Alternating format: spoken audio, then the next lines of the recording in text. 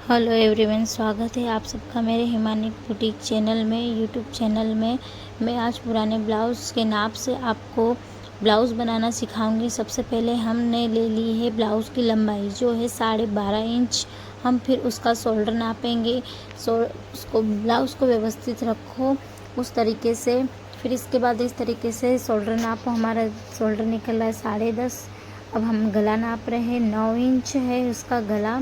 अब हम नापेंगे ब्लाउज़ की आस्तीन जो है 3.5 इंच। अब हम आ जाते हैं आगे। अब इसके हम नापेंगे सीना।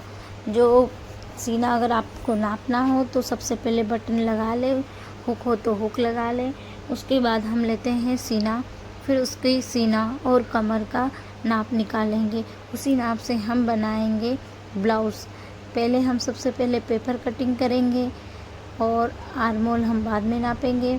सबसे पहले हम नाप लेते हैं सीना, जिसका सीना है 18 जो इंच।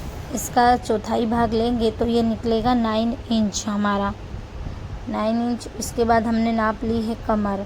कमर हमारी आ रही है 14 दूनी 28 की है हमारी कमर। अब ने हमारे पुराने ब्लाउज़ के नाप से हमने देख लिया है कि हमारे ब्लाउज़ की लंबाई कितनी है, सीना कितना है, शोल्डर कितने हैं, आस्तीन कितनी है, आगे का गला कितना है, पीछे का गला कितना है।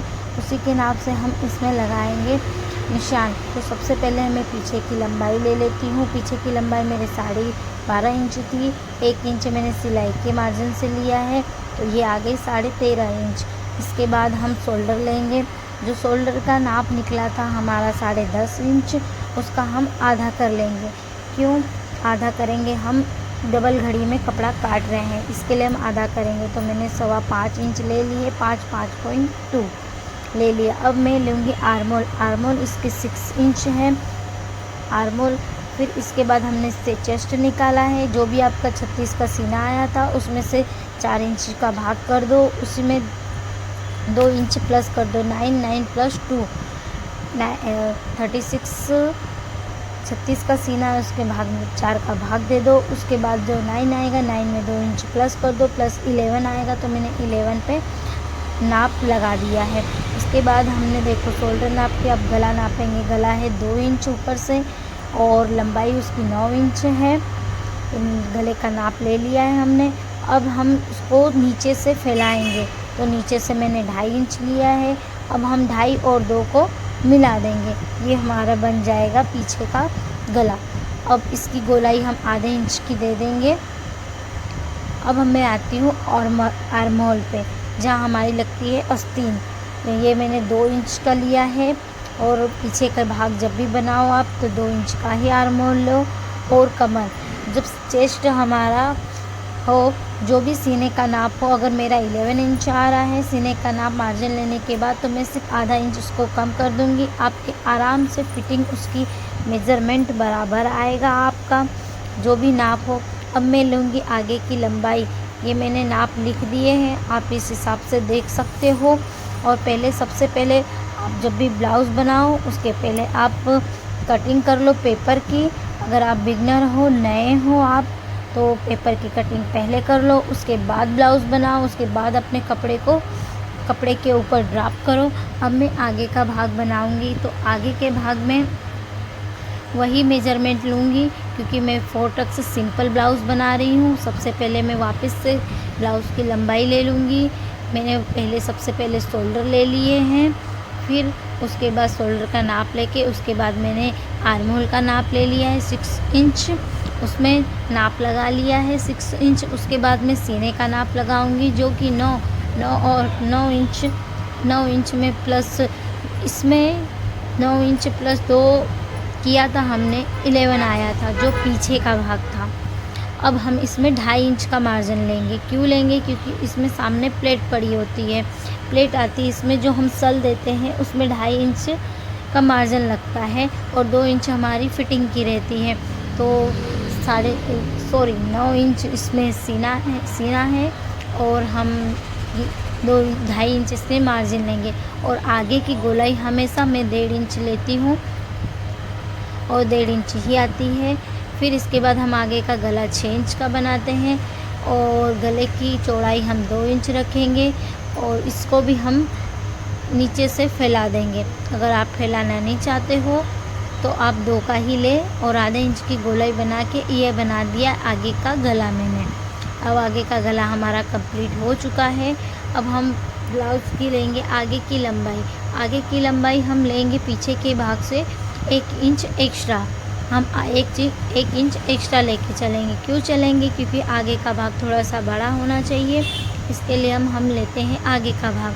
आगे का भाग आया, हमने लिया है पीछे का था हमारे 13.5, हम लेंगे 14। अब हम नीचे से भी इसको 1 इंच और प्लस कर देंगे। हमने लिया था ऊपर, हमने 11.5 इंच लिया था, नीचे हम इसको 12.5 इंच पे कर देंगे। अब जो भी गले और नीचे की लंबाई उसके बीच में पॉइंट लगा के वहाँ से हम 2.5 इंच का पहला सल निकाल लेंगे। ये हमारा सिंपल सादा 4 टक्स ब्लाउज़ है। ये विदाउट बेल्ट का है। अगर आप नए हो, बिगनर हो, तो इस तरीके के ब्लाउज़ आप पहले सीखें, उसके बाद आगे के ब्लाउज़ सीखें। अब इसके बाद मैंने साइड से 3.5 ले लिया है, वहाँ से मैंने वापस 2 इंच का मार्जिन लिया है और इसके आधा इंच नीचे से सल दे दिया मैंने। फिर वहाँ से 3.5 इंच का आर्म होल के पास से एक सल और लिया है। ये मेरा 4 टक्स ब्लाउज़ है। अब मैं इन सलों की चौड़ाई नाप लूँगी तो उसी से मेरा चौथा वाला सल भी निकल आएगा। ये देखो मार्जिन पूरा मेरा 2.5 इंच का पूरा आता है। इससे आपकी ब्लाउज़ की फिटिंग परफेक्ट बैठती है, आपके टक्स में कोई प्रॉब्लम नहीं आती। मैं जो भी 2.5 का मेज़रमेंट निकला है उसी से मैं एक लाइन बना दूँगी, उसी से आधा इंच उसको डाउन कर दूँगी मैं। बन गया ये मेरा 4 टक्स ब्लाउज़। यहाँ से आधा इंच पे मार्जिन दे दो। जो आपको जितनी सिलाई लेनी है उतना मार्जिन दे के निशान लगा लो आप। स्वागत है आपका हिमानी बुटीक में। अगर आपको मेरे ब्लाउज़ की कटिंग स्टिचिंग अच्छी लगे तो मेरे चैनल को लाइक ज़रूर करना और शेयर ज़रूर करना। ये मेरा सबसे पहला वीडियो है, इसलिए कुछ गलती हो जाए तो मुझे माफ़ ज़रूर कर देना।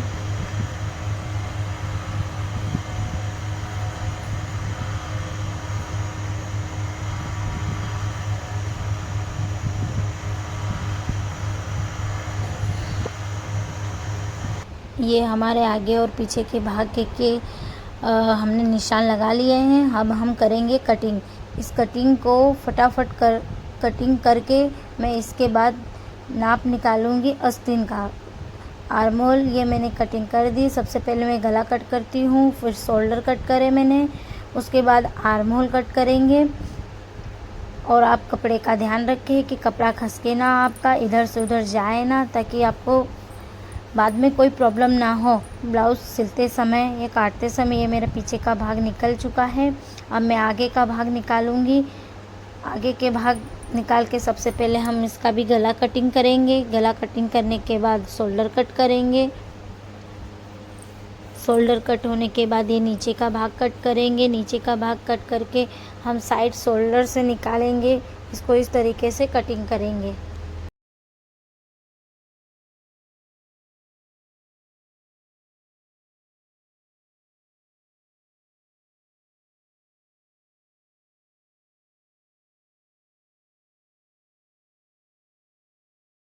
अब हम आस्तीन लेंगे, तो आस्तीन के लिए सबसे पहले मैं कपड़े की अच्छे से घड़ी कर लूँगी। कपड़े को 4 फोल्ड कर लूँगी मैं।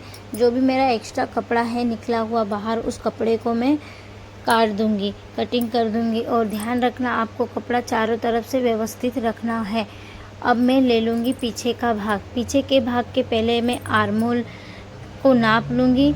आर्म होल को नापने के बाद ही आप आस्तीन काट सकते हो। ना इससे आस्तीन बड़ी होगी, ना इससे आस्तीन छोटी होगी। आस्तीन बिल्कुल परफेक्ट बैठती है। अब मेरा आर्म होल आया है 8 इंच। 8 इंच में इसमें 1 इंच मार्जिन ऐड कर दूँगी। अब मैं इसमें नाप लूँगी यहाँ से, और कपड़े को प्रॉपर ऊपर नीचे आप देख लेना, व्यवस्थित होना चाहिए कपड़ा। ये 9 इंच मैंने मार्जिन लगा दिया है। अब मेरी आस्तीन की लंबाई थी 3.5 इंच, तो 3.5 इंच मैंने लंबाई ली है और मैंने 1.5 इंच इसका मार्जिन लिया है, क्योंकि मैं इसको बिना अस्तर का बनाने वाली हूँ, इसके लिए लिया है। मैंने ये बॉक्स बना लिया है।